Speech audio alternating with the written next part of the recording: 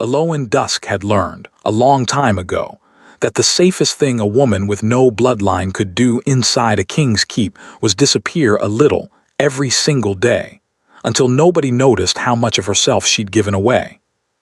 She was 24 winters old, with pale, wind-chapped skin and hair the color of wet sand, always pulled back into a braid that had gotten messier with every week that passed since autumn began. She moved through the hollow keep carrying trays, carrying baskets, carrying other people's worries as easily as she carried firewood, and she smiled at everyone she passed because smiling cost less than explaining why she might not want to. The staff loved her. She remembered birthdays nobody else bothered to track. She asked after sick children by name. She left honey cakes outside doors for wolves who thought no one had noticed they were struggling. Somewhere in the 2 winters since she'd come to live inside these stone walls, she had convinced an entire keep that her only purpose was making everyone else's day a little softer. She had never told a single one of them what it cost her. If this story has you hooked so far, take 1 second to hit the like button and tell me where you're watching from. Your support really helps these stories reach more people. Now, let's continue. That October morning began the way most mornings began. Gray light through narrow windows, the smell of bitter root tea drifting from the kitchens, runners moving through the halls with reports from the border villages before the sun had even cleared the eastern wall. Eloin carried a tray of morning tea toward the healing hall, her hands trembling faintly in a way she hoped no one would clock as anything more than the early chill. She hadn't slept the night before. She rarely did anymore. Ahead of her, striding down the corridor with his steward trailing 2 steps behind, was Ragnar Stormrend, alpha king of the Ashwood Pack, a man built the way mountains are built, all weight and permanence, who had never once in 2 winters asked her how she was doing without already walking away before she could answer. She didn't blame him for it, not really. A king carried a kingdom on his shoulders, and she had made herself easy to walk past precisely because that felt like the only gift she had left to give him. Don't slow him down. Don't become one more burden on a man already buried under border reports and council quarrels. The cup in her tray clinked softly against another as her hand shook, and half the hallway turned to look at her the way they always did when something, anything, went even slightly wrong near the healer everyone loved. "I'm sorry," she whispered, to no one in particular, the apology already halfway out of her mouth before she'd even decided to say it. She had been rehearsing what she wanted to say to Ragnar for 3 days. She had written it down twice in her journal and crossed it out both times, because every version sounded like a confession she wasn't ready to make, and a plea she didn't think she deserved to ask. "Ragnar, something is wrong with me. I don't know how much longer I can hide it." She caught up to him anyway, her voice smaller than she wanted it to be. "Ragnar, do you have a moment?" He checked the light through the window instead of looking at her. "Not now." Something in her chest folded a little tighter, the way it always did, though she had gotten so practiced at not letting it show that even she sometimes forgot it was happening. "It's important," she said. He turned, finally, and she felt the tears rise before she could stop them, unbidden, exhausted tears that had nothing to do with weakness and everything to do with a body that had been running on borrowed strength for months. She hated that he was seeing them. She hated more that she couldn't will them away fast enough. A healer's apprentice nearby suddenly found urgent business with a stack of linens. Bertrand, the steward, studied the floor. Eloin watched Ragnar's jaw tighten, watched 2 sleepless nights and a morning full of border trouble settle behind his eyes, and she understood, with the particular clarity of someone who had spent her whole life reading other people's exhaustion before her own, that this was not going to be the morning he finally had room for her. "She's crying again," he muttered, loud enough for the hallway to hear. The words landed somewhere low in her stomach, familiar and sharp all at once, like a wound that had been reopened so many times it no longer needed a fresh blade to hurt. "Let her cry." The hallway went still. Aloan felt every eye that wasn't looking directly at her, felt the careful, pitying silence of people who had learned not to react when the king spoke that way about the healer everyone else adored. She didn't argue. She had never once argued with him, not in 2 winters, because some small, wounded part of her still believed that if she simply gave enough, apologized enough, made herself small and useful enough, eventually he would look at her the way she looked at everyone else. She nodded once. She forced the same practiced smile she'd been wearing since she was young enough to understand that smiling made people worry about her less. "Okay," she said. That single word cost her more than he would ever know. She turned and carried the tea tray the rest of the way to the healing hall, and somewhere in the corridor behind her, she heard him walk away without looking back. She set the tray down with hands that would not stop shaking, and for one long moment, alone in the healing hall's back room, she let herself lean against the stone wall and simply breathe.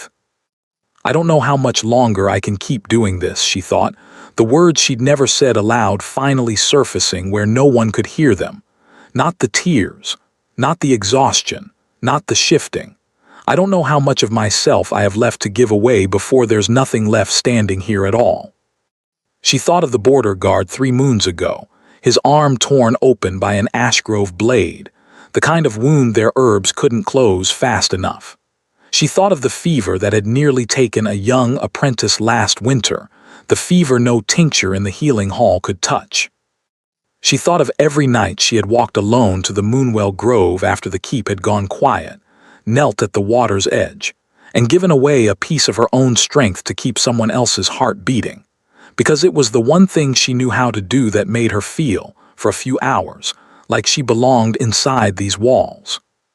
Nobody in the Hollow Keep knew what she truly was, not even Freya, who had known her since they were both pups running wild through the lowland villages. Nobody knew that Aloan Dusk carried old magic in her blood, magic passed down from a mother who had died believing she'd never earned her place beside the man she loved, magic that traded pain for pain and asked, every single time, whether the healer intended to survive the exchange. Aloan had stopped asking herself that question months ago. She simply kept giving, because giving had always felt safer than being seen. By midday, the dizziness came again, sharper than it had in weeks, and she gripped the edge of the healing hall's work table until it passed. Yorna, the keep's eldest healer, glanced over from across the room, concern flickering briefly across her weathered face. "You look pale, child," Yorna said. "I'm only tired," Aloan said, already reaching for the next basin of herbs to grind, already turning her back so Yorna couldn't study her too closely. "I'll rest tonight." She had told herself that same lie every night for 3 weeks. That afternoon, she slipped away from the kitchens with a small bag of dried herbs and told no one where she was going, the way she always did when the pull toward the Moonwell grew too strong to ignore. The grove sat quiet and silver-lit at the edge of the keep's walls, old magic humming faintly beneath the moss and stone, and Aloan knelt at the water's edge and let her wolf spirit rise beneath skin that had been asked to give too much, too often, for far too long. She did not know, kneeling there in the fatting afternoon light, that this shift would be different from all the ones before it. She only knew that a wounded scout's fatting heartbeat was calling to her from somewhere she couldn't fully explain, and that some part of her, the part that had never once let anyone else carry her, was already answering. By the time her body hit the cold earth beside the water, the sun had begun to set, and no one inside the Hollow Keep yet knew that their healer was missing at all. Aloan had not always been this tired. She remembered in the strange, floating way memory works when the body is too exhausted to organize it properly, a version of herself from before the Hollow Keep. A girl in a lowland village, laughing easily. Kneeling in burned wreckage, beside a half-dead pup that everyone else had already given up on. "It won't live," a scout had told her flatly all those years ago.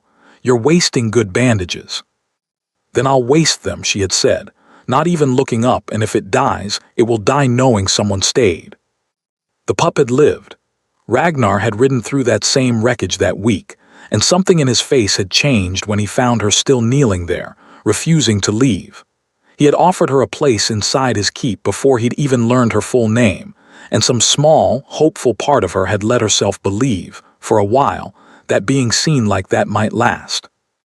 It hadn't lasted the way she'd wanted it to. Not because Ragnar was cruel.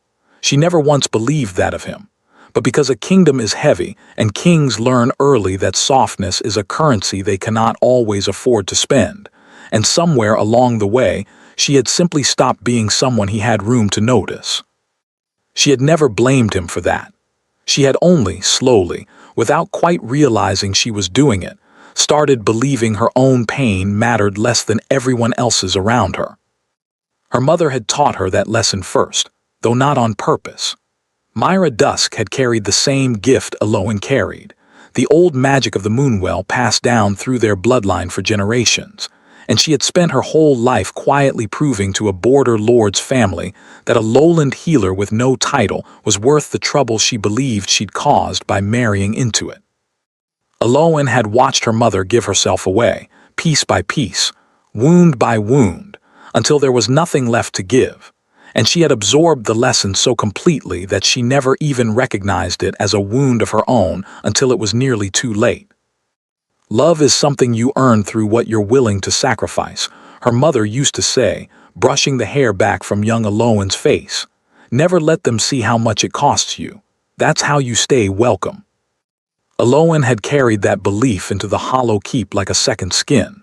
She carried it into every tray of tea she served without complaint, every apology she offered for things that weren't her fault, every night she walked to the Moonwell instead of asking anyone, even once, to notice that she might need help too.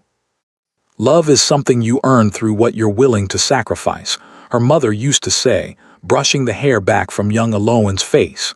Never let them see how much it costs you. That's how you stay welcome. Aloin had carried that belief into the hollow keep like a second skin.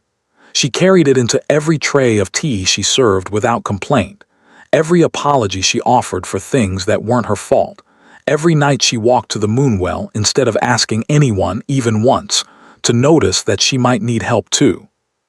She remembered the day her mother died with a clarity that still ached, even years later.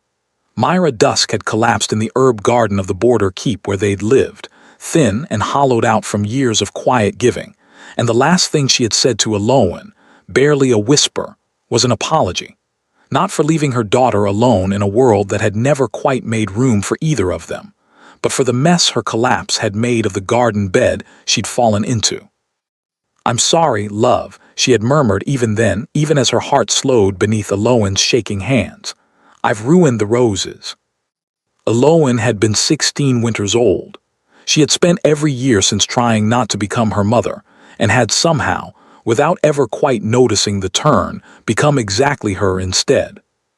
3 nights before she disappeared, Lord Roderick had found her alone in the herb garden after dusk, and the conversation that followed had settled into her chest like a stone she hadn't been able to put down since. "I know what you are," Roderick had said, his voice pleasant in the way that made her skin crawl because pleasant men rarely needed to raise their voices to be dangerous. "The old magic, the shifts at the well. I've watched you slip away at night for months, Aloin, and I've finally understood what I was watching." She had gone very still. "I don't know what you mean." "Don't insult us both," he said. "I mean to secure an alliance with the Ashgrove Pack, one this kingdom desperately needs, and a king distracted by a healer with no bloodline, however useful her secret gift might be, makes that alliance harder to arrange. You will step aside quietly. You will find a reason to leave the keep on your own terms. Or I will tell this council exactly what kind of magic you carry, and let them decide for themselves whether a wolf who steals pain from the shadows belongs beside their king at all." "And if I refuse?" she had asked, surprising herself with the steadiness of her own voice. Roderick had smiled, and the smile had frightened her more than any threat could have on its own. "Then, I imagine this council will remember every old story about wolves who trade in shadow magic, and decide for themselves how comfortable they are with one living inside their king's own walls. You've built quite a reputation for kindness here, Aloin. It would be a shame to watch it curdle into something the border lords whisper about instead. She had not cried in front of him. She had learned over 2 winters exactly which tears were safe to show and which ones needed to wait until she was alone. But that night, kneeling later beside the moonwell with her hands pressed against the cold water, she had let herself finally break, quietly, the way she always broke, where no one could see it and worry. "I don't care what happens to me," she had written in her journal that same night, the ink smudged where her hand had trembled. "I only care that Ragnar doesn't lose the alliance the border lords are counting on. If stepping into the well one more time keeps the peace long enough for him to secure it properly, then that's what I'll do. He'll never even have to know why." She had meant it as a kindness. Looking back later, from the other side of everything that followed, she would understand it instead as the last, most dangerous version of a lesson she had been taught her whole life. That her worth was measured only by what she was willing to give away, and that even her own survival ranked somewhere below the comfort of a man too busy to notice she was disappearing. The wounded scout's call had reached her 2 days after Roderic's threat, faint and urgent, old magic tugging at something deep in her chest the way it always did when a life hung close enough to the edge that she could feel it from within the keep's walls. She had told herself, kneeling at the moonwell that final afternoon, that this would be the last time. She had told herself that every time. This time, her body did not let her lie to herself twice. The shift came easier than it should have, the exchange of pain flowing between her and the wounded scout's fatting heartbeat somewhere miles away. And for a moment, Aloan felt something she rarely let herself feel anymore, certainty that she was doing exactly what she was meant to do. Then the cold set in, faster and deeper than it ever had before, and her wolf legs buckled beneath her. And the last thing she registered, lying in the wet moss at the moonwell's edge, was the sound of her own heartbeat slowing, and a strange, distant relief that at least, this time, she wouldn't have to pretend everything was fine come morning. She did not know how long she lay there. She did not know that inside the hollow keep, a search had already begun, guards moving through the halls with growing panic, a king abandoning a war council mid-sentence for the first time in his entire reign, his chair cracking against the stone wall behind him as he stood. She only knew, in the last flickering edge of awareness before the darkness took her fully, that she had finally stopped apologizing. There was nothing left inside her to apologize with. There was only the cold, the silver water, and a strange, quiet stillness that felt, for the first time in longer than she could remember, like rest instead of failure. Aloan surfaced slowly, the way a swimmer surfaces from very deep water, aware of light before she was aware of anything else. It was pale and warm, filtered through unfamiliar fabric, and it took her several long moments to understand that she was looking at the ceiling of the healing hall's private chamber, the one reserved for the keep's most serious cases. She had tended wolves in this very room. She had never expected to wake up in it herself. Her body ached in a way that felt older than any single wound, a bone-deep exhaustion that made even breathing feel like an effort she had to consciously choose. She turned her head slightly, and the movement alone sent a wave of dizziness rolling through her. "Easy," a familiar voice said, "Yorna." Sitting close beside the bed, reached out to steady her. "You're safe, child. You've been asleep for the better part of 3 days." 3 days. The number didn't fully land at first, the way numbers sometimes fail to land when the mind is still catching up to the body. "The scout," Aloan managed, her voice rough and unfamiliar to her own ears. "Did he?" "He lives," Yorna said gently. "Because of you. You should be thinking of yourself first for once, Aloan, not the wolf you nearly died saving." The words settled strangely because thinking of herself first had never once occurred to Aloan as something she was allowed to do. She closed her eyes, and slowly, in fragments, the memory of the moonwell returned. The cold, the scout's fatting pulse, the moment her own legs had given out beneath her. "How did they find me?" she asked. Yorna's expression shifted, something careful and complicated moving behind her tired eyes. "The king found you," she said. He tore through this keep like a wildfire the moment he learned you were missing, alone, cancelled his entire council, carried you back himself rather than wait for a litter. She paused. I don't think you understand yet how frightened he was. Elowen turned her face toward the window, unsure what to do with that information, because it did not match the man who had told an entire hallway to let her cry 3 days ago, and some cautious, well-worn part of her did not trust herself to hope it might. He's read your journal, Yorna added quietly. Elowen's whole body went rigid. What? Freya brought it to him after you collapsed. I don't believe either of them meant any harm by it. He was desperate for some way to understand what had happened to you, and I think, in truth, he needed to understand what he had missed. Yorna's voice softened further. He's barely left this hallway since. He's cancelled every council meeting. He ordered every healer in this keep to receive a full rest day each week, without exception. He stripped Lord Roderick of his council seat and sent him from the Hollow Keep entirely. Elowen stared at the ceiling, trying to absorb all of it at once, and found she couldn't. Not yet.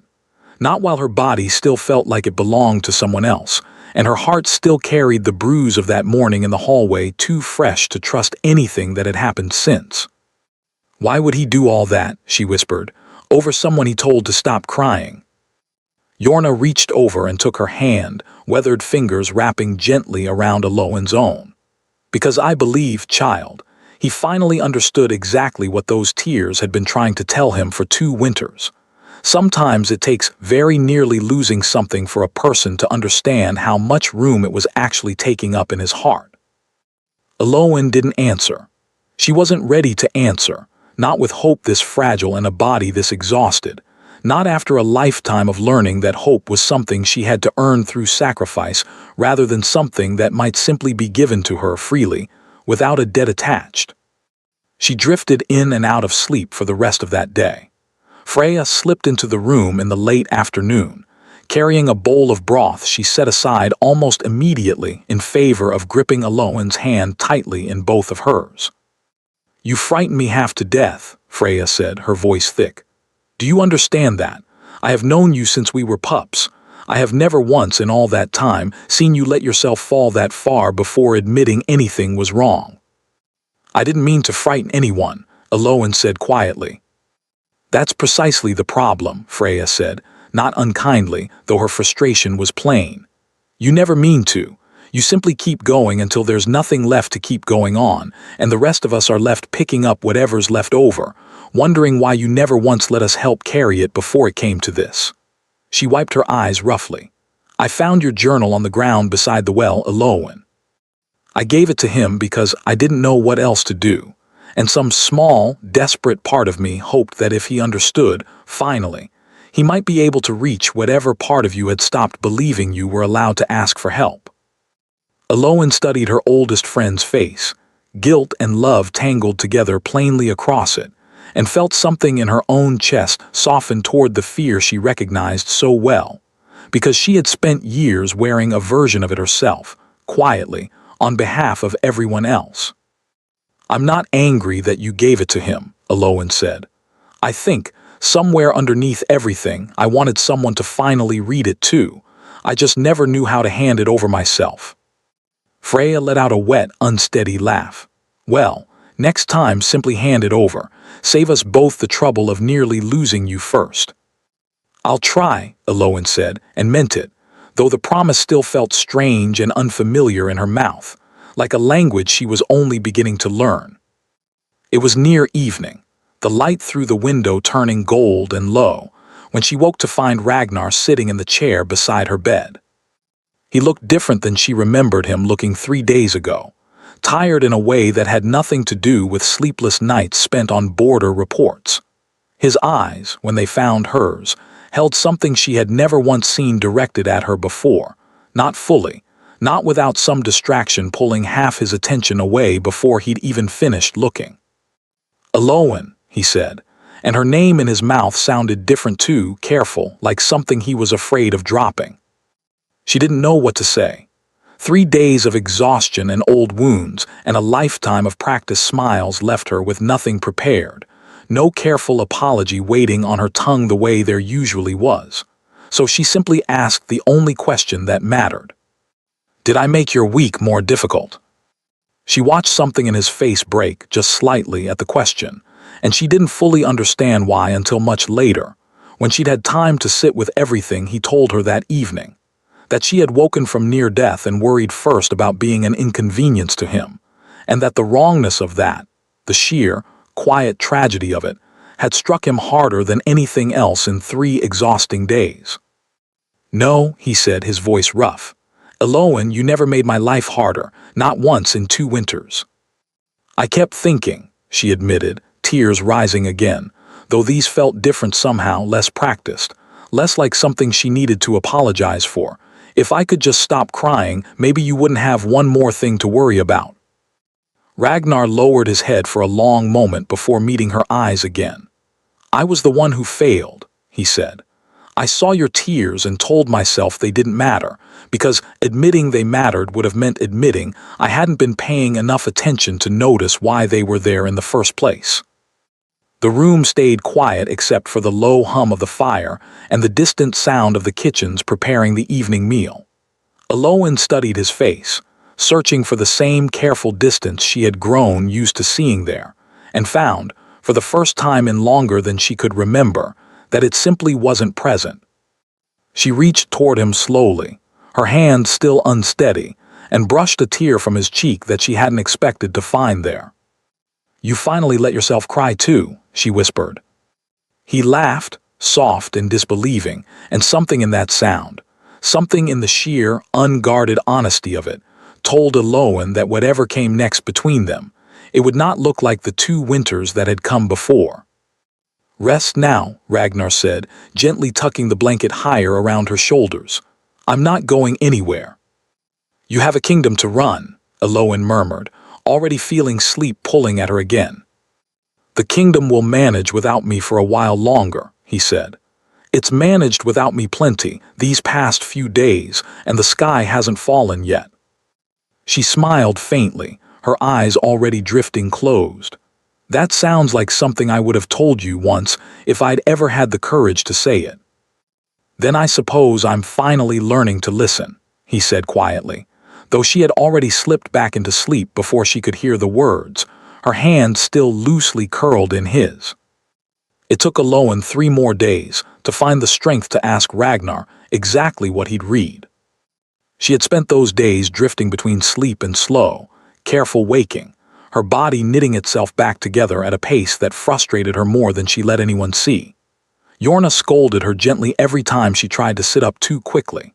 Freya visited twice a day, sometimes simply sitting in silence beside the bed, sometimes crying quietly when she thought Eloan was asleep, guilt written plainly across her face for having handed that journal over in the first place.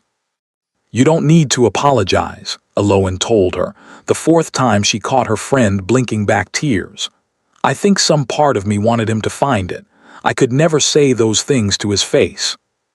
"I still feel like I broke something that wasn't mine to touch," Freya admitted. "You gave him the chance to finally understand me," Eloan said. "I don't think that's the same thing as breaking anything." She meant it mostly, but there was a smaller, more private part of her that flinched every time she thought about Ragnar reading the entries she'd written during her worst nights, the ones where she'd confessed to crying outside his door before ever knocking, the ones where she'd admitted she told herself tomorrow will be different so many times she'd stopped believing it herself. When Ragnar finally sat beside her again that evening, the journal resting in his hands, she watched him hesitate before offering it back to her. "I should have asked your permission before I read this," he said. "I'm sorry." She took the worn leather book from him, running her thumb along its familiar spine. "What did you find in it?" He was quiet for a moment, choosing his words with a care she wasn't used to seeing from him. "I found a woman who noticed everyone in this keep except herself," he said. "I found entries about broth you left outside my door on nights I skipped supper, about honey cakes for a border guard's newborn niece, about a lonely new guard you hoped someone would remember to invite to dinner." He paused.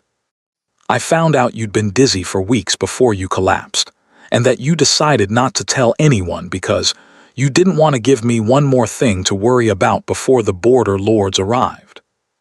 Aloan looked down at the journal in her lap, feeling exposed in a way she wasn't fully prepared for, even after everything. "There's more you don't know," she said quietly. "Things even the journal doesn't fully explain." "Tell me," Ragnar said. "Whatever it is, you don't have to carry it alone anymore." She took a slow breath and told him about her mother. She told him about Myra Dusk, who had carried the same old magic Aloan carried, who had spent her whole life proving to a family that never fully accepted her that she deserved the place she'd married into, until there was nothing left of her to prove anything with it all. She told him about growing up watching that slow disappearance and absorbing its lesson so completely she hadn't recognized it as a wound until she was lying in the mud at the Moonwell, wondering if anyone would notice she was gone before it was too late. "I think I came to this keep already believing love had to be earned through sacrifice," she admitted, her voice barely above a whisper. "Every kindness I gave, every burden I carried quietly, some part of me was still trying to prove I deserved to stay." Ragnar was quiet for a long moment, and when he spoke again, his voice carried none of the careful, controlled tone she'd grown used to hearing from a king managing a difficult conversation. It carried something rawer than that. "You never had to earn anything, Aloan," he said. "Not from this keep, not from me. I am so sorry it took nearly losing you to understand how loudly your silence had been speaking all along." She let herself cry then, fully, without the practiced restraint she'd carried into every tear she'd shed in front of him before. He didn't tell her to stop. He didn't leave the room to attend to something more urgent. He simply stayed, his hand wrapped around hers, until the tears passed on their own. "There's something Yorna told me," Aloan said eventually, once her voice had steadied. "About what the shift itself costs. That every wound I carry away from someone else, my own body absorbs a portion of first. That if I never let myself recover fully, the body starts borrowing against itself instead." "I know," Ragnar said. "She explained it to me too, while you were still unconscious. I understand now what you've been quietly spending on this keep for 2 winters. His jaw tightened. "I also learned that Roderick threatened to expose your gift to the council unless you stepped aside quietly, so he could arrange a marriage alliance behind my back." Aloan went still. "You know about that?" "It's in your journal 3 days before you disappeared." His voice hardened slightly, though not toward her. "He is no longer part of this council, Aloan. He will never threaten you again." She felt something loosen in her chest that she hadn't fully realized she'd been holding, a fear she'd been carrying so long it had started to feel like part of her own skeleton. "I didn't know what else to do," she admitted. "I thought if I gave the well one more shift, kept the peace long enough for the alliance to settle on its own, none of it would ever have to touch you." Ragnar was quiet for a moment, studying her carefully. "Can I ask you something? And I want you to answer honestly, not the way you've learned to answer things to keep everyone comfortable." Aloan nodded, bracing slightly out of habit. "Did any part of you," he asked slowly, "want to be caught? Want someone, anyone, to notice what Roderick had done and stop you before it went as far as it did?" The question landed somewhere deep and unguarded, and Aloan found herself considering it more seriously than she expected to. "I think some part of me hoped you would ask why I looked so tired," she admitted finally. "Every single day for weeks. I kept waiting for you to ask, and when you didn't, I told myself it meant the answer didn't matter enough to interrupt whatever else was happening. I never once considered that you simply hadn't noticed there was a question worth asking at all." "I should have noticed," Ragnar said quietly. "I want you to understand, Aloan, that noticing you was never going to be an inconvenience. I built a version of myself that believed attention was a resource I had to ration carefully, spent only where it seemed most urgent.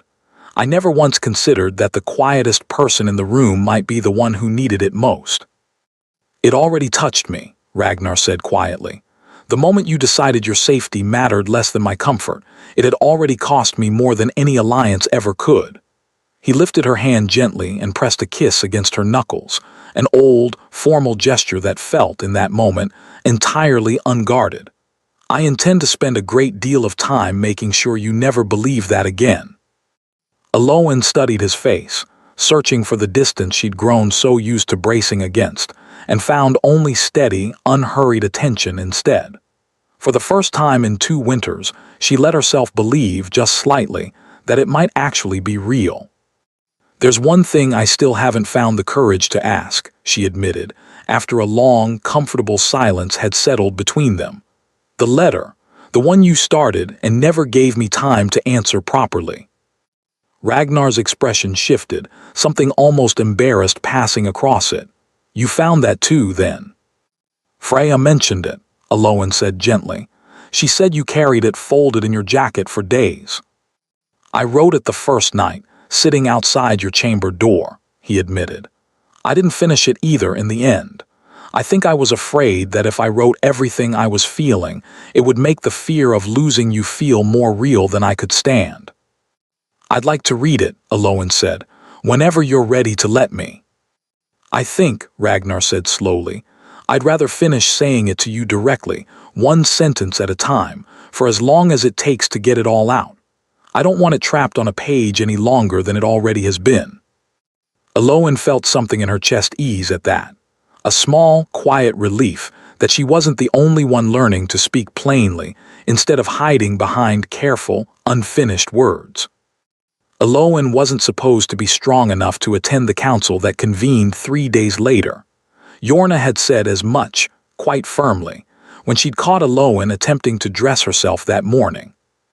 But word had reached her through Freya that Ragnar intended to address the entire council about what had happened at the Moonwell, about Roderick, about everything, and something fierce and stubborn in her, a part of herself she was only beginning to reacquaint with, refused to let that conversation happen without her present.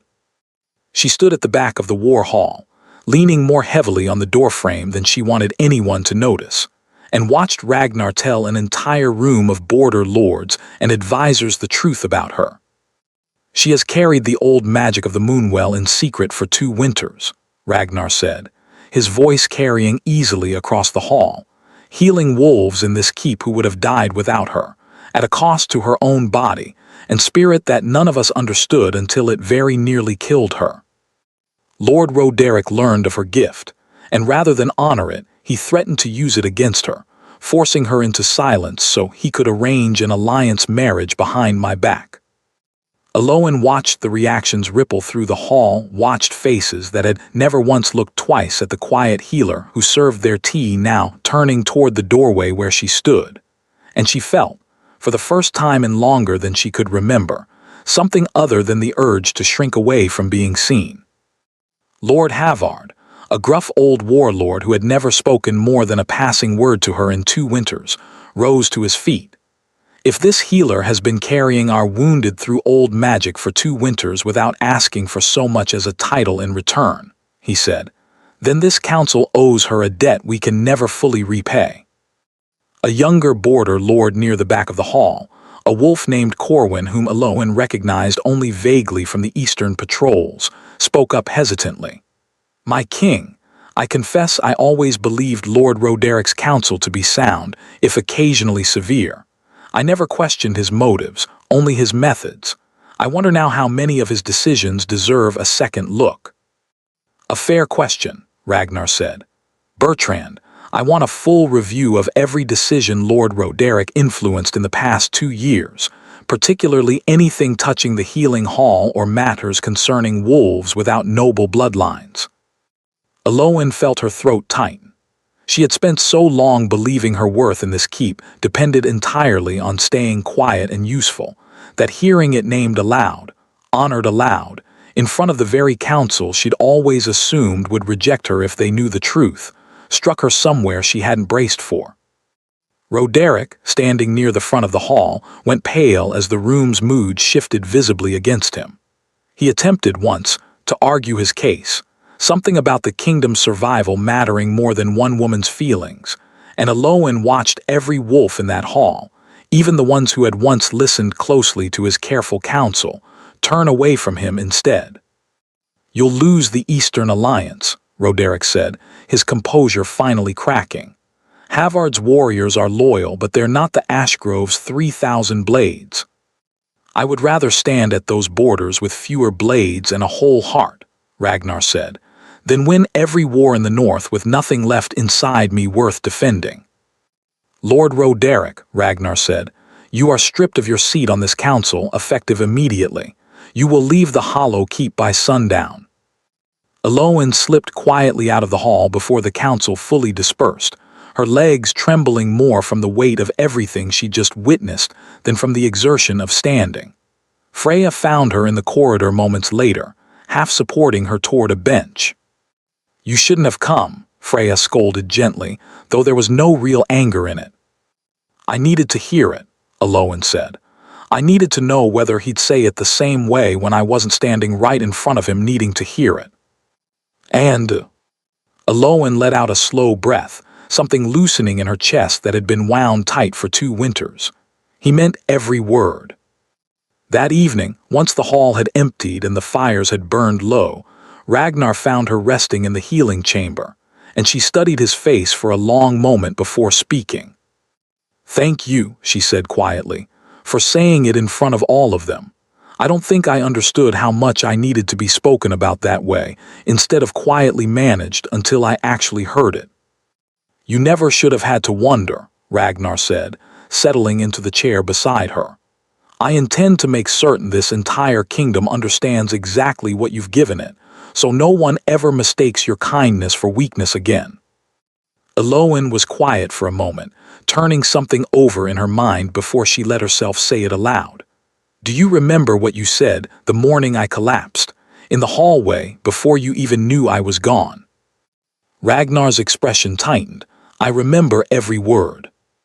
I've thought about it a great deal these past days, she admitted. Not with anger. I want you to know that. I never once hated you for it. I think what hurt worse than the words themselves was realizing how easy it had become for you to say them. Not because you're cruel. You've never been cruel to me. But because somewhere along the way, my tears had simply stopped registering as something that mattered. She watched him flinch, watched him hold her gaze anyway instead of looking away from the discomfort of it, and something in her softened toward him further for that alone. You're right, he said, and I don't have a defense for it, other than to tell you I understand now, and I intend to spend the rest of my life proving that understanding wasn't just words spoken beside a healing bed. I believe you, Elowen said quietly, and found to her own quiet surprise that she meant it completely. She thought, sitting there in the quiet aftermath of the council, of every hallway she had ever walked through in this keep with her head down, apologizing before anyone even had the chance to accuse her of anything. She thought of the version of herself who had knelt in the mud beside the moonwell believing her disappearance would be a kindness rather than a wound. That version of herself felt very far away now, though she understood it hadn't fully vanished. It had simply been given, for the first time, somewhere safe to rest. There's something I want to ask you, she said, before Ragnar could rise from the chair beside her. Do you think I would have been believed if I'd gone to the council myself before all of this? If I'd simply told them what Roderick threatened, without first collapsing at the moonwell to prove I was telling the truth? Ragnar considered the question seriously, the way she'd come to expect from him now. I want to tell you yes, he said, but I think honestly I don't know. I think this keep, myself included, had built enough distance between what you gave us and who you actually were, that it might have taken exactly this kind of shock to close it. He met her eyes steadily. That's not an excuse. It's simply the truth, and I think you deserve the truth more than you deserve comfortable answers. Elowen nodded slowly, grateful in a strange way, for his honesty rather than a softer lie. Then I suppose we'll have to build a keep where it wouldn't take a shock like that again. We will, Ragnar said, starting now. Havard lingered near the doorway after the hall had mostly emptied, turning his weathered cap over in his hands the way old warriors do when they're working up to saying something that matters to them. Healer, he said, catching Elowen's eye as she prepared to leave. I fought beside this keep's last 3 kings. I've watched a great many wolves claim strength while showing none of it where it actually counted. What you did, carrying this kingdom's wounded in secret, asking for nothing in return, that's a different kind of strength than any I've seen in this hall before. Eloan felt her throat tighten, unused still to praise offered so plainly, without her having to earn it through one more sacrifice first. "Thank you, Lord Havard," she managed. "That means more than you know." "I don't offer it lightly," he said, and left her standing there, quietly stunned by how much room this keep had suddenly made for her. Once someone had finally spoken her worth aloud instead of leaving it to sit, unspoken, beneath the surface of every kind but silent gesture she'd offered for 2 long winters. Later, alone in the healing chamber as the fires burned low throughout the keep, Eloan opened her journal and, for the first time in weeks, wrote an entry that had nothing to do with anyone else's needs at all. "Today the council learned what I am, and instead of the exile I always feared, I was offered a debt of gratitude I don't yet know how to accept gracefully.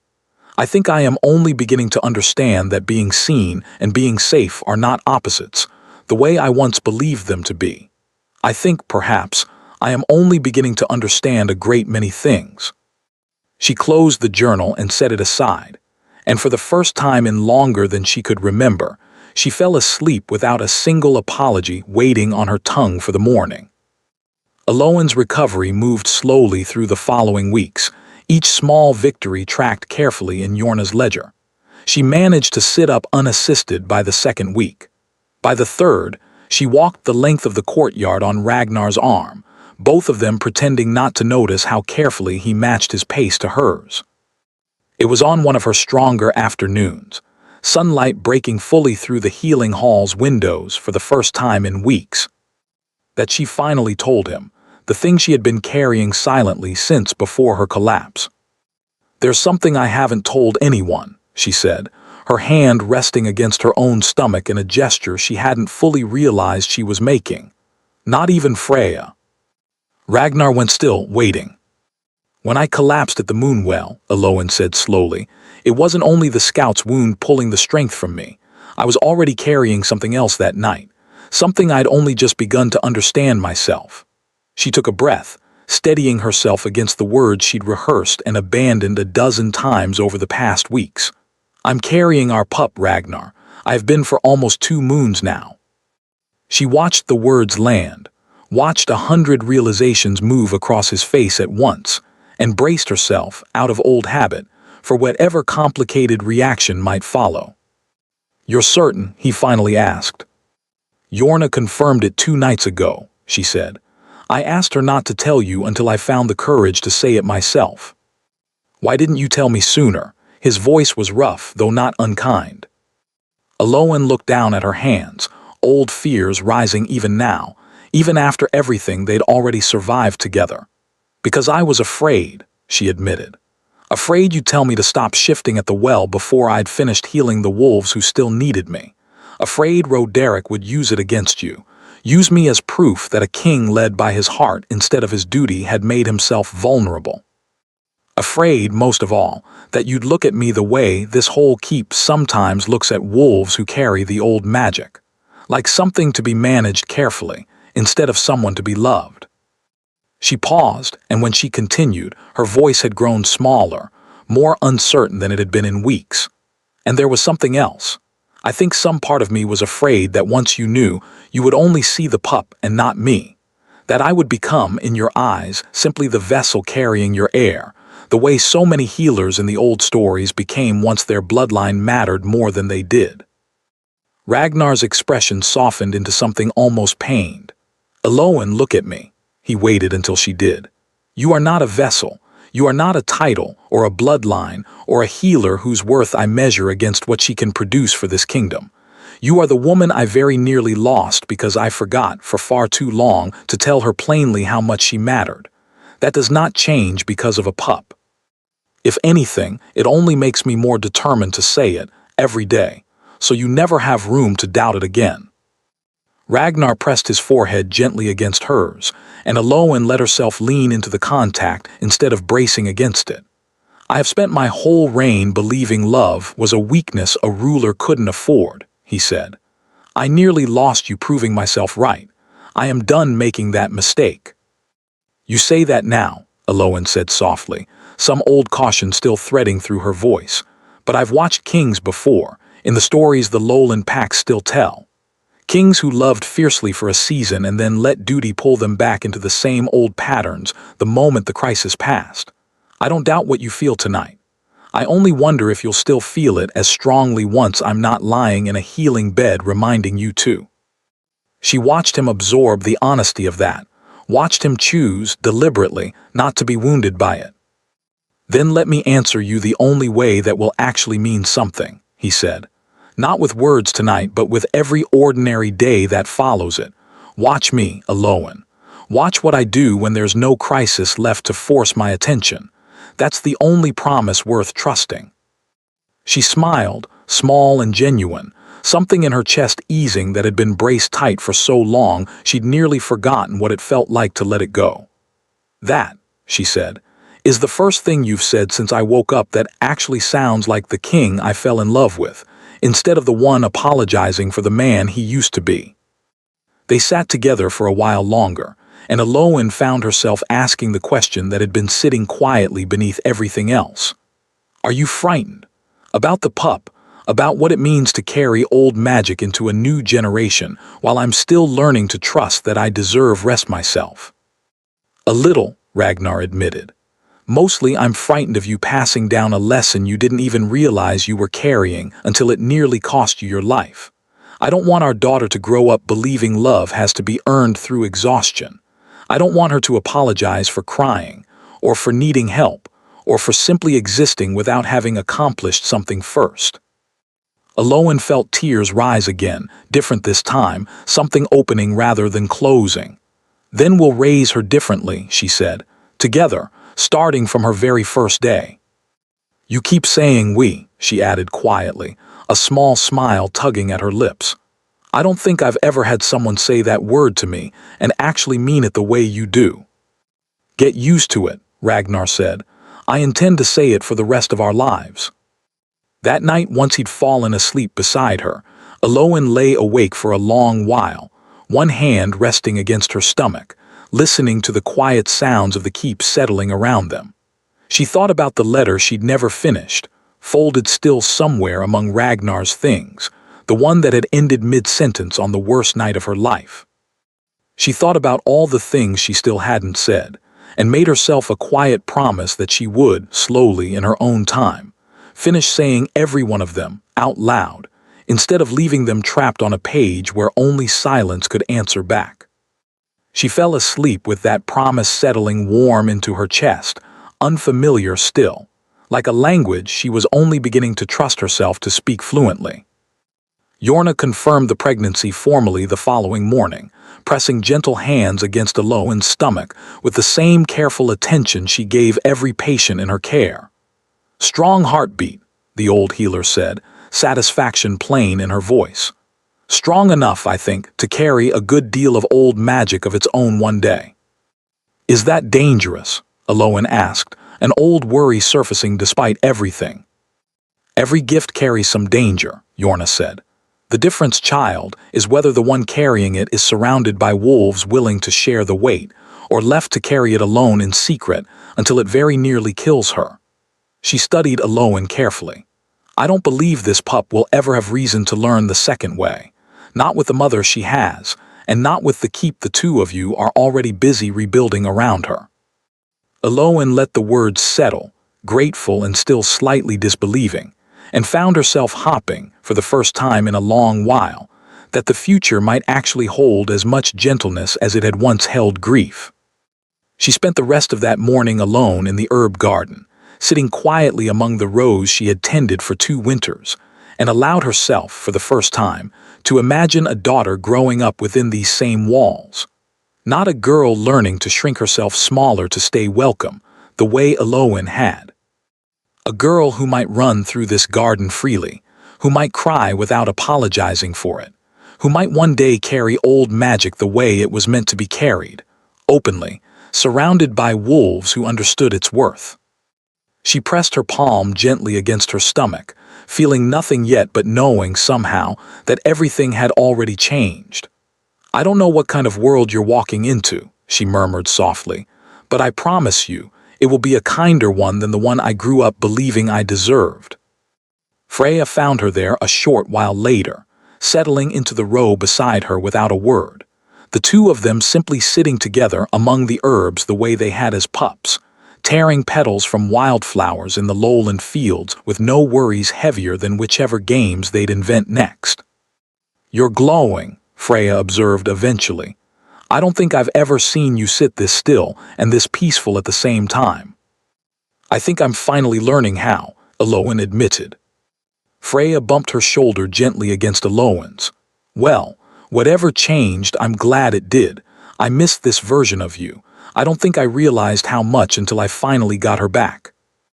Elowen's strength returned fully by the time the last frost thawed from the courtyard stones, though Yorna still fussed over her more than she strictly needed. And it was on a clear, moonlit night near the end of that recovery that the old magic made one final demand of her, and gave her the chance to prove, to herself as much as to anyone else, that she had learned something true from everything that had nearly broken her. A messenger arrived past midnight, breathless from the ride, reporting an ambush near the eastern border. A scout wounded critically, too far from the keep for ordinary healers to reach in time. Elowen was already sitting up in bed, staring at the full moon through her window, before Ragnar had even finished waking to the news.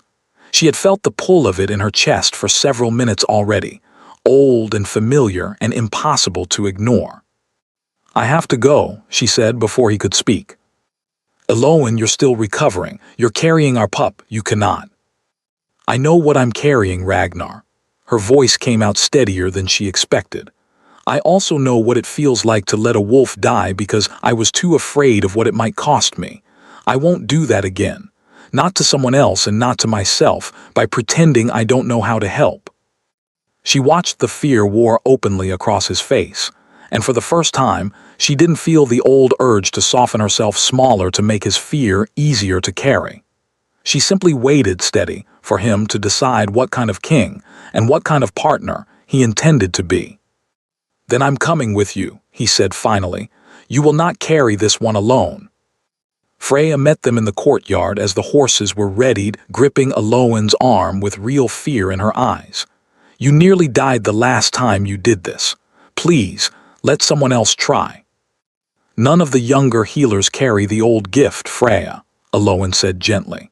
"If I don't go, that scout dies waiting for a healer who doesn't exist yet." "Then let it be someone else's tragedy for once," Freya begged. "Just once. Let it not be yours." Elowen took her friend's hands in both of hers and felt, for the first time, entirely certain of her own answer. "If I let fear decide who I help and who I don't, I stop being the healer either of us recognizes. I need you to trust me, and I need you to trust that this time I'm not doing it alone." They rode for the eastern border together, and Elowen knelt at a smaller, wilder pool beneath the same full moon, murmuring the old words her mother had taught her, and shifted beneath its silver light with Ragnar standing close beside her rather than absent, as he always had been before. She carried the wounded scout's pain the way she always had, her silver-gray fur glowing faintly at the edges, her breathing labored but controlled, and when the exhaustion finally pulled at her knees, it was Ragnar's arms that caught her, this time, instead of cold, unwitnessed earth. "You're not doing that again without me beside you," he murmured against her hair as he lifted her. Elowen managed a tired, small laugh. "I suppose I'll have to get used to a king hovering over my shoulder from now on." "You will," he confirmed, "for the rest of our lives if the gods are kind enough to grant us that long together." The scout recovered fully within 2 days, and word spread quickly of the healer who carried the old magic of the Moonwell, and the king who had finally learned to stand beside her rather than behind his throne. Even Havard sought her out afterward, admitting plainly that he'd misjudged her from the start. "I've fought beside warriors half as brave as you and called them heroes for it," he said. "We've simply never had a word in this keep for the kind of courage that doesn't carry a blade." "We do now," Eloin told him. "We call it hers." What struck her most in the days that followed wasn't the border lord's shifting opinions, though those mattered more than she wanted to admit. It was the younger healers, apprentices barely past their first shift, who began approaching her differently after that night. Not as the quiet, apologetic woman who kept to the edges of every gathering, but as someone whose sacrifice they wanted to understand well enough to one day carry a portion of themselves. She spent an entire afternoon that week simply talking with them beneath the healing hall's open windows, answering questions about the old magic she'd once believed she had to hide, and she felt something in her own posture straighten with every question she was finally allowed to answer honestly. "Did it hurt the first time you shifted at the well?" one of them asked, young and earnest. "Every time hurts," Eloin admitted. "I used to believe the hurting was the price of being useful.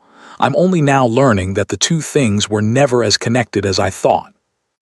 That night back within the walls of the hollow keep, Eloin sat by the window of their chamber, watching the moon dip lower behind the ridge, and let herself feel fully for the first time in her life that she had not disappeared. She had simply, finally, allowed herself to be seen while she gave, instead of hiding the cost of it in silence, and the difference, she realized, changed everything about how the giving felt. Ragnar joined her at the window, wrapping a warm blanket around her shoulders before she'd even thought to ask for one. "You were magnificent tonight," he said quietly. "I mean that plainly, not as a king trying to comfort his healer. I have watched warriors face down entire raiding parties with less courage than you showed kneeling at that pool." "It didn't feel like courage," Eloin admitted. "It felt like the first time I've done this without also carrying the fear of being caught." "Does it feel different?" he asked, "giving that gift without the secrecy attached to it?" She considered the question honestly. "It feels lighter," she said, surprised by her own answer. "I always assumed the weight came from the shift itself, from what it cost my body to give. I think now that some of the weight was always the hiding, carrying two burdens at once and only ever admitting to one of them." Ragnar was quiet for a moment, watching her in the moonlight. "Then I intend to make certain you never have to carry that second burden again." Eloin leaned into him, watching the last of the moon's light fade behind the distant ridge, and let herself believe, fully and without reservation, that the promise would hold. The following morning, word reached them that the wounded scout's family had traveled half a day from a border village simply to thank her in person. A young mother and her two children standing nervously in the courtyard, with a basket of preserved fruit they'd clearly spent what little they had preparing. Eloin knelt to speak with the children at their own height, the way she always had, and listened as the mother explained, tears streaming freely, that her husband would have died in that eastern pass if not for a healer willing to give away pieces of herself for a family she'd never even met. "I didn't do it for thanks," Eloin told her gently. "I know," the woman said. "That's precisely why it deserves to be given anyway." Eloin accepted the basket with both hands and watched the family walk back toward the gate, and felt something settle fully into place inside her that she hadn't fully trusted until that exact moment.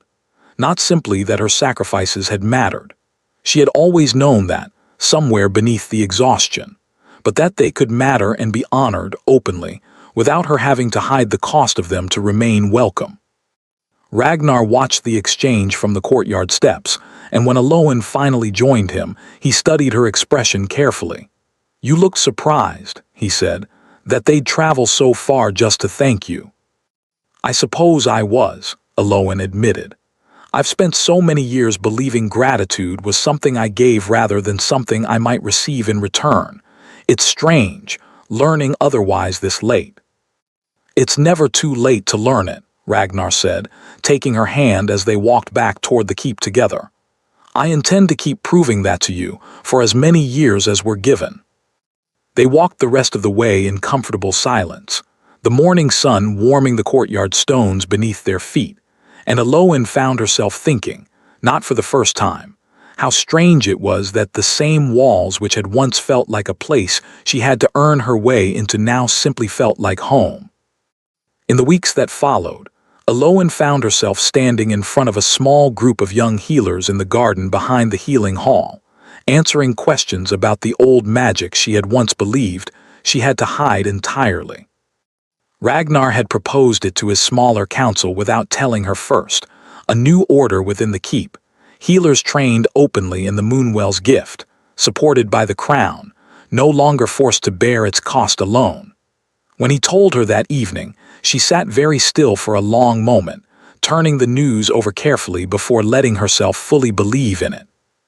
"You did this without asking me first," she said, though there was no real accusation in it, only quiet wonder. "I wanted it to be a gift, not a negotiation," Ragnar said. "Though if you'd rather lead it differently than I've imagined, every part of it is yours to reshape." "No," she said softly, tears gathering, though she had learned by then to recognize the difference between the tears that meant pain and the ones that meant something breaking open in a good way. "I only wish my mother had lived to see a keep willing to build something like this. She spent her whole life believing wolves like us had to stay hidden to be safe. She'd be proud of what her daughter built instead," Ragnar said, "even if it took the rest of us far too long to catch up to her." The order gained its first 3 volunteers within the month, young healers who had watched Aloan's recovery from a distance and wanted, more than anything, to learn a gift that no longer had to be carried in shame. Aloan spent whole afternoons beneath the healing hall's open windows answering their questions honestly, and she found something straightening inside her own posture with every question she was finally allowed to answer without flinching. "Do you ever worry it will hurt you again?" one of the youngest apprentices asked her one afternoon, earnest and unguarded in the way only the very young can be. Aloan considered the question seriously before answering. "I used to believe the pain of it was the price I had to pay to matter," she said. "I've learned since that the pain and the mattering were never the same thing. Now I let this keep carry some of the weight with me, instead of carrying it all alone in secret. That changes what the shift costs. It doesn't erase the cost entirely, but it makes it something I can survive, instead of something I'm slowly disappearing into." The apprentice nodded slowly, and Aloan watched something settle in the girl's shoulders, a recognition, perhaps, of a lesson she herself might have needed to hear. That evening, walking back through the courtyard with Ragnar beside her, Aloan found herself voicing a fear she hadn't quite let herself examine before. "Do you ever worry," she asked slowly, "that our daughter will inherit this gift and grow up believing, the way I did, that she has to earn her place in this world by giving pieces of herself away?" Ragnar took his time answering, and she was grateful for the care he took with it. "I worry about it more than almost anything else," he admitted. "But I think the answer isn't keeping her from the gift or keeping her from this keep. I think the answer is making certain she never has a single morning like the one you had, where the person who's supposed to notice her simply doesn't." "Then we'll have to notice twice as hard," Aloan said, "for both of us and for her." "I intend to," Ragnar said, "every single day for as long as I'm given to do it." Aloan believed him. She had learned over these months to trust the difference between a promise made in crisis and a promise proven through ordinary days, and this one, she understood now, was already being kept. A few weeks later, she found herself standing beside Yorna in the growing healing hall, watching the newest apprentice practice drawing a small wound's pain toward the surface without shifting fully, a technique Aloan herself hadn't mastered until her second year with the gift. "You've built something remarkable here," Yorna said quietly, watching the young healer work. "I spent 30 years believing wolves like you had to carry this alone, because that was simply how it had always been done. I never once considered it could be otherwise until I watched you nearly die proving the old way didn't work." "I wish it hadn't taken that," Aloan admitted. "Most necessary changes come at a cost someone wishes hadn't been paid," Yorna said. "The measure of whether it was worth anything is what gets built afterward, with the lesson still fresh enough to matter." She gestured toward the apprentices scattered through the garden, healers no longer whispering about their gift in dark corners, no longer alone with the weight of it. "I think, by that measure, your cost bought something worth having." Aloan watched the apprentices for a while longer, feeling something settle inside her that she hadn't expected to feel this fully this soon. Not relief, exactly. Something closer to purpose, reshaped into a form she no longer had to hide. One evening not long after, Bertrand found her in the Healing Hall's garden, reviewing the Order's growing charter with a careful eye. "My king asked me to draft this," he said, "but I think he'd want you to know it was your example that made him think of it in the first place. He mentioned, more than once while I was writing it, that he wished he'd learned this lesson from you years earlier instead of nearly losing you to teach it to him properly." Aloan looked up, surprised by the steward's uncharacteristic openness. "I didn't realize you paid such close attention, Bertrand." "I've served this keep a long time," he said. "I've watched a great many wolves come and go through these halls, some loud, some quiet, most of them easily forgotten once they'd moved on. I don't think I've ever watched anyone change a king the way you've changed him, without ever once raising your voice to do it." He offered her a small, respectful nod. "For what it's worth, healer, I don't think this keep will forget your name for a very long time."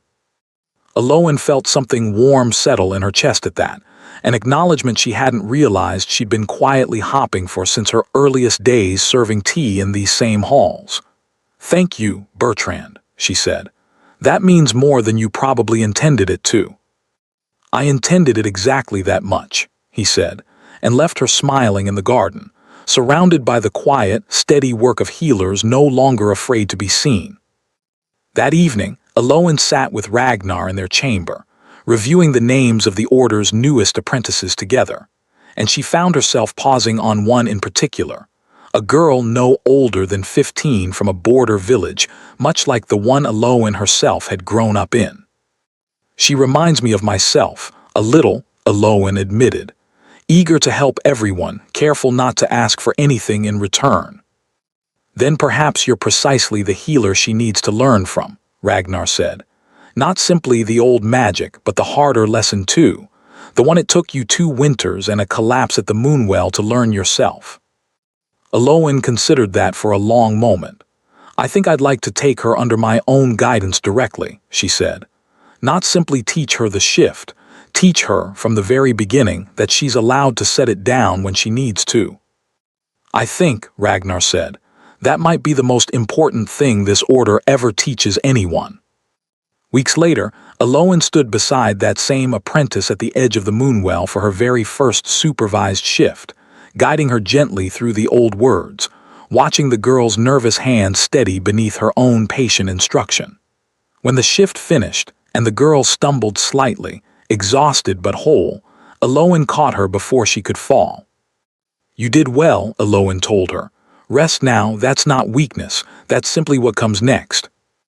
The girl looked up at her, wonder and relief mixing plainly across her young face, as though she'd expected to be scolded for needing to rest at all. "No one's ever told me that so plainly before," she admitted. "Then I'll keep telling you," Aloan said, "until you believe it as fully as I'm still learning too." The girl smiled, wiped the sweat from her brow, and sat down obediently on the grass beside the well to rest. And Aloan watched her with a quiet, steady pride that had nothing to do with the old magic passing between them and everything to do with watching someone else learn. Far earlier than she herself had, that rest was not something to be earned through suffering first. The morning of her wedding, Aloan sat alone in the Healing Hall's garden, staring at the pale gray dress Freya, and the kitchen wolves had spent weeks stitching together. Silver thread mirroring the Moonwell's still water at dawn, and found herself unexpectedly nervous. "What's wrong?" Ragnar asked, finding her there. "I keep waiting to wake up," she admitted. "It feels strange, being handed something this good without having to bleed for it first." He took her hand. "You bled for it, Aloan. You bled for 2 winters quietly for wolves who never knew your name. If anyone in this keep has earned an easy morning, it's you." She laughed softly, some of the tension leaving her shoulders. "Yorna said something similar this morning. She told me healing isn't only about closing wounds in other people. Sometimes it's about learning to let your own wounds close too, even when you're not certain you deserve the relief." Yorna found her a short while later, adjusting the dress's hem with careful, practiced hands. "You look every bit the queen this keep needs," the old healer said. "Though I suspect you'd rather I told you that you look like yourself. Only finally allowed to be seen fully." "Both, I think," Aloan admitted, managing a small laugh despite the nerves still fluttering in her chest. "Your mother would be proud of you," Yorna said gently. "Not for the crown you're about to accept, for everything you had to overcome to believe you were allowed to accept it at all." Aloan felt tears threaten again, though she no longer needed to fight them back the way she once had. "Thank you, Yorna, for everything these past months. I don't think I would have survived any of it without you." "You would have," Yorna said. "You are stronger than you've ever given yourself credit for, but I'm glad all the same that you didn't have to prove it entirely alone." They were married beneath the old oaks that afternoon. The entire keep gathered to witness it, and Aloan stood at the center of it feeling, for the first time in her life, entirely unashamed of being seen. Freya wept openly through the whole ceremony despite insisting beforehand that she wouldn't. Yorna blessed the union in the old tongue, her voice steady even as her eyes glistened. When Ragnar slipped the silver wolf's head ring onto her finger, carved from the same silver that lined the Moonwell's ancient stones, Aloan felt the last trace of that old apology finally leave her chest for good. Standing there beneath the oaks, watching the border lords who had once doubted her bow their heads respectfully as she passed, Aloan found herself thinking of her mother, of roses ruined in a garden bed, of a woman who had never once believed she deserved a day like this one. She pressed a hand briefly against her own stomach, feeling the small, steady life growing there, and made a quiet promise to the mother she'd lost and the daughter she hadn't met yet, that neither of them would ever have to learn love the way she had. The kitchen wolves had prepared a feast that stretched from midday well into the evening, and Aloan laughed harder at Freya's lopsided, flour-covered wedding cake than at any formal toast given that day. Late in the evening, when the gathering had settled into easy conversation around the courtyard fires, she pulled Ragnar aside toward the edge of the light. "Thank you," she said quietly, "for not making this into something grander than it needed to be. I think a smaller version of me, from before all of this, would have been terrified of a wedding this large. But it doesn't feel like too much. It feels like exactly enough people who actually see me." "That was always the goal," Ragnar said. "Not a spectacle, just the truth, witnessed by everyone who already knew it." Havard approached them near the end of the evening, raising a cup in an informal, unpolished toast that suited him far better than any of the formal speeches given earlier that day. "To the healer who taught this whole, keep the difference between strength that shouts and strength that simply endures," he said. "May your reign carry both, my queen." Aloan accepted the toast with a small, grateful bow, still unused to the title but no longer flinching from it the way she once might have. "To a keep willing to finally see what was standing in front of it all along," she offered in return, and watched Havard's weathered face crease into something close to a smile. Freya found her not long after, pulling her briefly away from the crowd toward the edge of the courtyard, where the noise of the celebration softened into something quieter. "I have something for you," she said, pressing a small, carved wooden box into Aloan's hands. Inside sat a pressed wildflower, the same kind they used to tear apart as pups in the lowland fields, preserved carefully between two thin sheets of glass. "I found it growing near the Moonwell the week you collapsed," Freya admitted, her voice thickening. "I kept it because I didn't know then whether I'd ever get the chance to give you anything again. I want you to have it now for a happier reason." Aloan closed her fingers gently around the box, tears rising freely, unashamed. "Thank you," she whispered, "for everything, for staying, even when I gave you so little reason to believe I wanted you to." "You always gave me reason," Freya said. "You simply never believed it was enough. I'm glad that's finally changing." She squeezed Aloan's hand once, firmly, the way she had since they were girls, sealing a promise neither of them fully understood the weight of yet. And Aloan squeezed back, grateful beyond words for a friendship that had outlasted every version of herself she tried to hide behind. They stood together for a while, watching the fires crackle and the keep's wolves dance to a lowland tune. One of the older guards had picked up on a borrowed fiddle, and Aloin felt, for the first time in years, that she was exactly where she belonged, surrounded by people who had chosen to stay long before she'd ever believed she deserved it. She rested her head against Ragnar's chest as the night wore on, listening to the laughter carrying across the courtyard, watching Yorna teach, one of the youngest apprentices, a lowland dance neither of them recognized, and feeling, for the first time in longer than she could easily remember, entirely at peace.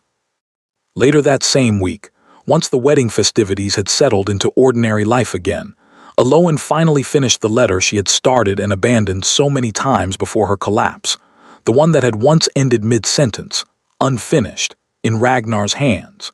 She sat by the window of their chamber with the quill steady in her hand, no longer rehearsing the words in silence the way she once might have, and let them come naturally instead, exactly as she felt them. I wanted you to know that even on your hardest days, I never once regretted loving you. I only regretted not believing I deserved to be loved back. She set the quill down and looked up to find Ragnar watching her, and she handed him the journal without hesitation, the way she'd once believed she never would. He read it slowly, then added one final line beneath hers. You never have to carry tomorrow alone again, not one more day of your life. Aloin read it twice, then closed the journal and set it aside, leaning her head against his shoulder without a single trace of exhaustion or apology behind the gesture. Just peace. Do you know, she said quietly, after a long, comfortable silence, I used to believe this journal was the safest place for everything I couldn't say aloud. I think I'm only now understanding that safety was never really the page itself. It was believing someone would actually want to read it and stay once they had. I'll always want to read it, Ragnar said. Every page for as long as you're willing to let me. Even the difficult ones. Especially those, he said. I think I've learned this past year that the difficult pages are usually the ones that matter most. She studied him for a moment, something warm and settled passing across her face. I used to think a king who admitted that would sound weak, she said. I don't think that anymore. Neither do I, he said. I think I finally understand it was always the opposite. Aloin smiled, resting her hand over his where it lay against the journal's worn cover, and felt, for the first time since she'd begun writing in it as a frightened, lonely girl in a lowland village, that the book no longer needed to hold anything in secret at all. Autumn returned to the Hollow Keep nearly a full year after the morning Aloin had stood crying in a cold stone hallway, and the kingdom that greeted it looked nothing like the one she remembered. The healing hall had doubled in size, staffed by a full order of healers trained openly in the old Moonwell magic. Every wolf in the keep, from the newest kitchen apprentice to the oldest border warlord, received regular rest and care as a right rather than a privilege quietly denied to those who asked for it. Their daughter was born on the first frost of that autumn, small and fierce, with a low and steady gray eyes and, according to Yorna, already the faint shimmer of old magic humming quietly beneath her skin. They named her Sela, after the moon that had first watched over her mother's gift. The birth itself had been long and difficult, and Aloin remembered, in the exhausted haze afterward, glancing up to find Ragnar hovering so close Yorna finally threatened to banish him from the room entirely if he didn't stop packing. He stayed anyway, closer to her side after that, and when Sela finally arrived, small and loud and furious at the cold night air, Aloin watched him hold their daughter for the first time and understood, fully, why she had been willing to risk everything, again and again, for the sake of wolves she'd never even met. There was something in that fierce, small heartbeat that made every sacrifice suddenly make sense in a new way. She has your eyes, Ragnar said softly, cradling Sela against his chest with a gentleness Aloin had rarely seen from a man built the way mountains are built. I hope she has your stubbornness, Aloin said, exhaustion pulling at her voice even as she smiled. Someone in this family should know how to hold a council hostage until they see reason. Ragnar laughed, quiet and unguarded, and settled onto the edge of the bed beside her, careful not to jostle either of them. "I think," he said, "she'll have plenty of both, watching the two of us." Elowen reached out and rested her fingers gently against her daughter's small, curled hand, feeling the faint, familiar hum of old magic already stirring beneath that impossibly soft skin. "I promise you," she whispered, more to Sela than to Ragnar, "you will never have to earn the right to be loved in this keep. Not one single day of your life." Freya visited often that autumn, usually with some new excuse about needing to check the herb stores, though everyone understood by then that she simply couldn't stay away from the small, fierce niece she'd claimed as her own. She found Elowen one afternoon teaching a group of young healers the proper way to press moon-touched herbs without bruising their leaves. Sela bundled warmly against her chest the entire time, and leaned against the doorway with a knowing smile. "You look different than you did a year ago," Freya observed. "I feel different," Elowen admitted. "I haven't seen you laugh this easily since we were pups running wild through the lowland villages," Freya said, "before either of us understood what the world would ask of you." She glanced toward Elowen carefully. "I think I failed you a little too back then. I was your closest friend, and I still didn't see how much you were carrying until you nearly didn't survive it." Elowen reached for her friend's hand. "You didn't fail me, Freya. I hid it too well for anyone to see easily. I think that's the part I've had to forgive myself for the most, if I'm honest. Not what anyone else missed, what I refused to let them see in the first place." "And now," Freya asked. "Now I'm learning that being seen isn't the same as being a burden," Elowen said. "It took nearly dying at the Moonwell to understand the difference. I don't intend to forget it again."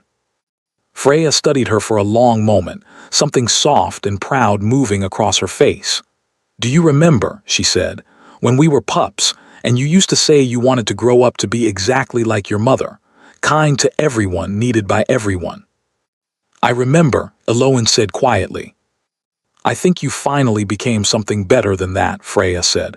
"Kind to everyone, yes, but needed and seen in equal measure. I don't think your mother ever had both at once. I'm glad you do."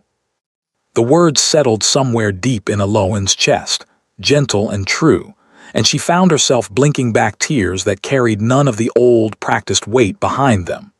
Just gratitude, plain and uncomplicated, for a friend who had watched her grow into exactly the woman she'd once been too afraid to become.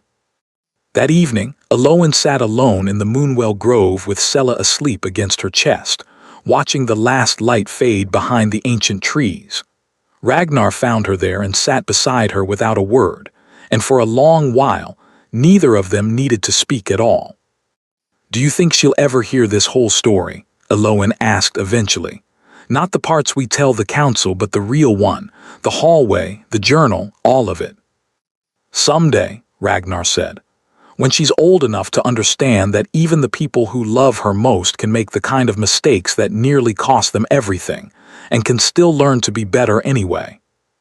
Elowen smiled, tired and warm and entirely at peace. "Then I suppose we'd better make sure the rest of the story is worth telling her."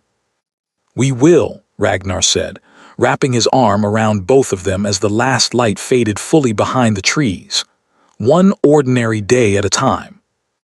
Elowen sat there long after the sky had fully darkened, the Moonwell glowing faintly silver in the starlight, Sela's soft breathing the only sound besides the quiet rustle of wind through the old oaks.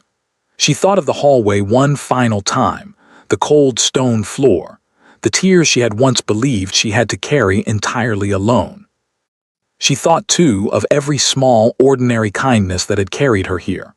Yorna's steady hands, Freya's fierce, unwavering loyalty, Bertrand's quiet, unexpected grace, Havard's gruff, hard-won respect, and Ragnar most of all, who had learned, slowly and imperfectly and entirely sincerely, to notice her the way she had spent 2 winters noticing everyone else. Then she let it go, the way she had slowly taught herself to, gently, without needing to relive the wound to honor what it had taught her. She had spent a lifetime believing that love had to be earned through sacrifice, that her worth was measured only in what she was willing to give away in silence. She understood now. sitting beneath a moon that had watched over 3 generations of her bloodline, that the truest strength she had ever carried wasn't the old magic humming beneath her skin. It was learning, finally, that she was allowed to be loved without first disappearing to deserve it. If Aloin's story has ever taught anyone watching from outside it a single thing, it is this: the ones who smile the most, who apologize the fastest, who carry everyone else's burdens without ever setting down their own, are rarely the ones hurting the least. Sometimes love isn't proven through grand gestures or hard-won victories. Sometimes it begins with something far smaller and far more difficult. It begins the moment someone finally asks, "Are you truly all right?" And then stays for as long as it takes to hear the answer. Sella stirred against her mother's chest, small fingers curling instinctively around the fabric of Aloin's cloak, and Aloin pressed a soft kiss to the top of her daughter's head without ever looking away from the water. The moonwell rippled gently in front of her, silver light dancing across its surface the same way it had on the morning she had very nearly given everything away without anyone ever fully knowing why. She was still learning, even now, how to ask for help before exhaustion forced the question for her. She suspected she would spend the rest of her life learning it, a little more fully with each passing season. But she no longer believed, the way she once had, that the learning made her weak, or that needing to relearn it again and again meant she had failed some test she was supposed to have already passed. It simply meant she was still here, still healing, still finally allowed to be seen. Above the grove, the moon rose fully, silver and unhurried, exactly as it had on the night everything nearly ended, and exactly as it would, Aloin hoped, on countless ordinary nights still ahead of her, her daughter growing beside her beneath its light, and a king who had learned slowly and completely to stay. She closed her eyes for a moment, listening to the quiet sounds of the grove settling around her, and let herself simply exist there, unhurried, unafraid, fully and entirely herself. Before you go, take 1 second to like this video, subscribe for more unforgettable stories, and comment the part that stuck with you the most. I love reading your thoughts. See you next time.